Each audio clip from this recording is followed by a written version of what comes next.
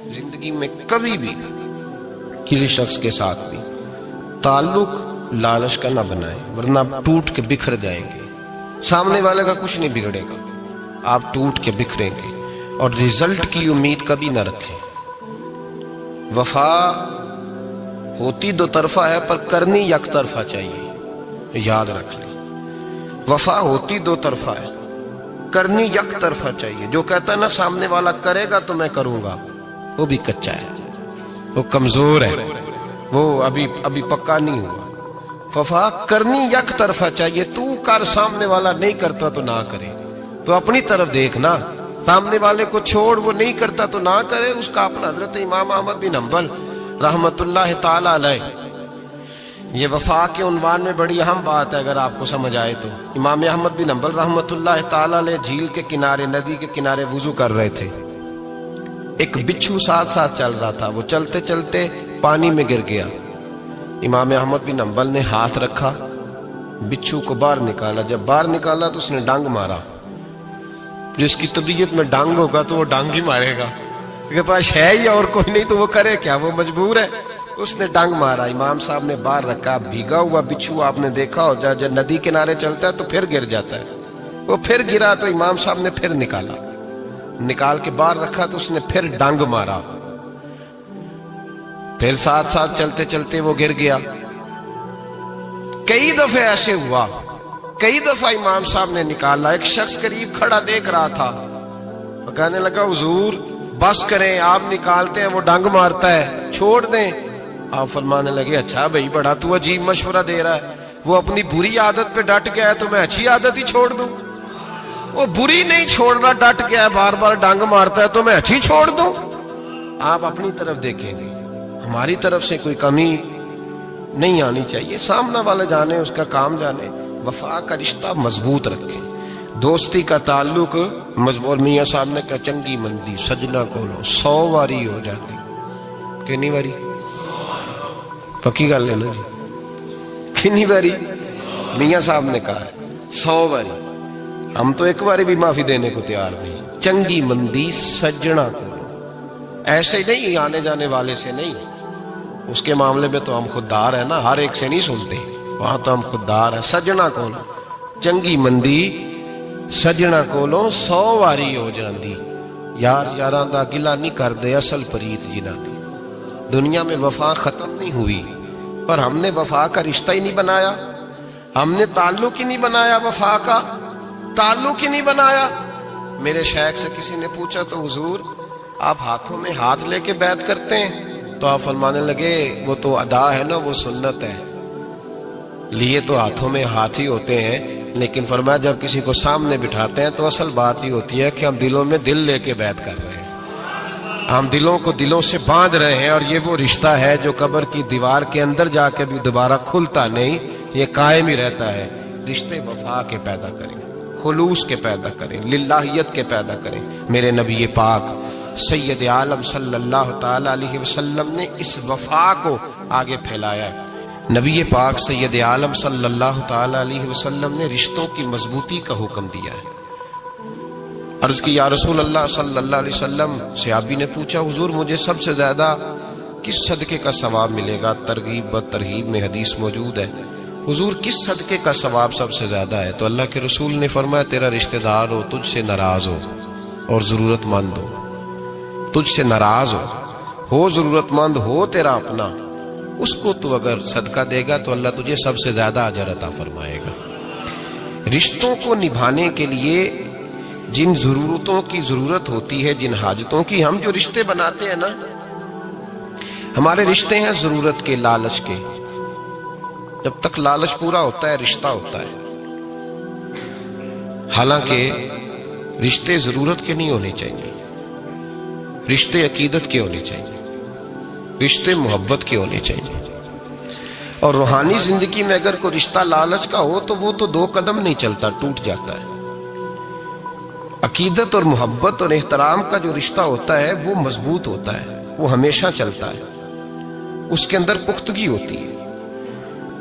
وفا اس رشتے کے اندر آتی ہے جس رشتے کے اندر کوئی لالچ۔ ہمارے زمانے کے اندر یہ شور ہو گیا ہے کہ کام پیارا ہے چم نہیں پیارا، اس شور نے رشتوں میں کمزوری ڈال دیا، دراڑیں پیدا کر دی۔ ہم لوگوں کو پیار ہو گیا ہے سامنے والا کتنا، اور جب تک ہمارے کام کا کوئی شخص رہتا ہے تب تک ہمارا تعلق بھی رہتا ہے، اور جب وہ ہمارے کام کا نہیں ہوتا تب تک ہمارا اس کے ساتھ تعلق ٹوٹ جاتا ہے۔ یاد رکھیے میرے بھائی، جب رشتے کی یہ بنیاد ہو نا، پھر اس میں وفا نہیں ہوتی، پھر اس میں وفا، آپ کہتے ہیں سامنے والا وفا نہیں کر رہا، تو بھائی وفا کی بنیاد ہی نہیں تھی یہ رشتہ، یہ بنیاد نہیں تھا وفا کی، وفا کی بنیاد نہیں۔ اللہ تبارک و تعالیٰ نے قرآن مجید میں صحابہ کی دو قسمیں بیان کی اور فرمایا دونوں کے ساتھ میرا وعدہ ہے کہ میں دونوں کے ساتھ اچھا سلوک کروں گا۔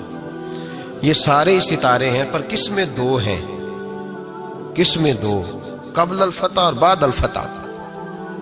ایک قسم وہ ہے جو فتح مکہ سے پہلے کلمہ پڑھ کے مسلمان ہوئی، ان لوگوں کی درجہ اللہ کی بارگاہ میں زیادہ ہے۔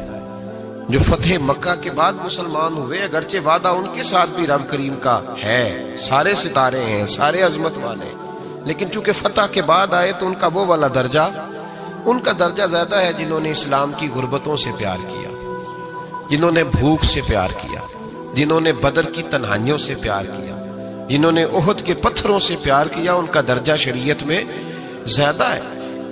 اگر آپ تعلق رکھتے ہیں نا، یاد رکھیں اتنی دیر کے جتنی دیر کام چلتا ہے، جتنی دیر ہمارا کسی دوست کے ساتھ تعلق ہے، تو یہ رشتہ کمزور ہے، اس میں وفا نہیں ہوگی اور کسی نہ کسی جگہ پہ ٹوٹ جائے گا، کسی نہ کسی جگہ پہ آ کے ختم ہو جائے گا۔ صوفیاء یہ کہتے ہیں کہ اولاد کے ساتھ بھی اس تمنا کا رشتہ نہ رکھو کہ وہ میری وفادار ہوگی اور میری وہ کل کو خدمت کرے گی۔ کمیٹی نہ ڈالو کہ یہ بچے ہیں تو بڑے ہوں گے تو میں آرام سے بیٹھوں گا تو میری پینشن لگ جائے گی، یہ روٹی کما کے لائیں گے، یہ تو کمیٹی ہے، اولاد تو نہ ہوئی، کمیٹی نہ ڈالو، چھوڑو اس چکر کو۔ اولاد فرما بردار اگر ہوگی تو اپنے فائدے کے لیے ہوگی۔ ہم نے اسے یہ لالچ بھی، حضرت عبداللہ بن مبارک رحمت اللہ تعالی علیہ فرماتے ہیں لالچ کے رشتے ہیں دنیا کے، لالچ کے۔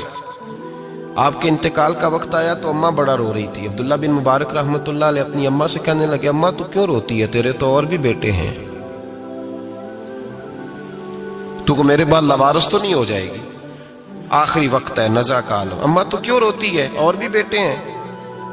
تو اماں کہنے لگی بیٹا اور بھی بیٹے ہیں پر جس طرح کا دھیان تو رکھتا تھا وہ نہیں رکھتے، جس طرح وقت پہ دوائی تو لا کے دیتا تھا وہ نہیں لا کے دیتے، جس طرح تو میرے کھانے پینے کا خیال رکھتا تھا وہ۔ کہنے لگی اچھا اماں اس کا مطلب ہے تو مجھے نہیں رو رہی، تو اپنی ضرورتوں کو رو رہی ہے کہ روٹی کون دے گا، کھانا کون لائے گا، دوائی، میں سمجھا تھا شاید مجھے رو رہی ہے۔ بیوی سے پوچھا تو کیوں رو رہی ہے، تو کہنے لگی تیری وجہ سے میری بادشاہی تھی، تو موجود ہے تو خاندان میں، معاشرے میں میرا ایک وقار ہے، تیرے بعد تو بیوہ کی زندگی ہوگی۔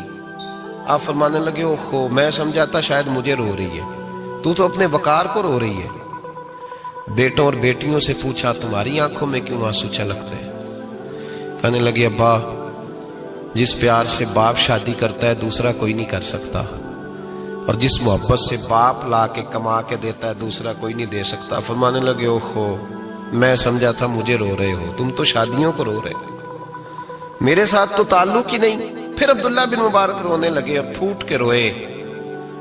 کسی نے کہا آپ کیوں روتے ہیں، فرمایا آج سمجھ آئی ہے میرے ساتھ اگر بے لوث رشتہ ہے تو یا خدا کا ہے یا محمد مصطفیٰ کا ہے صلی اللہ علیہ وسلم، آج سمجھ آئی ہے۔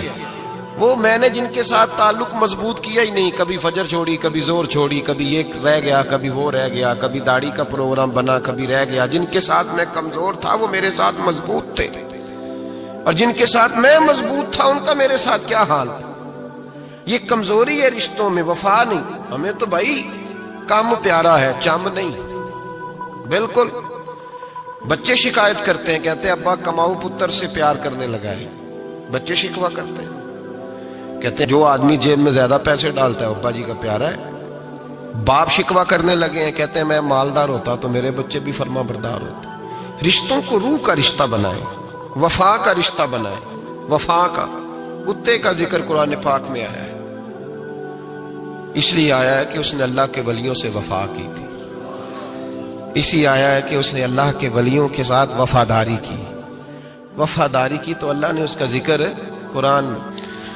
رشتے لگانے کا لوگوں کو بہت شوق ہے، حالانکہ رشتہ لگانا اتنا مشکل نہیں جتنا نبھانا مشکل ہے.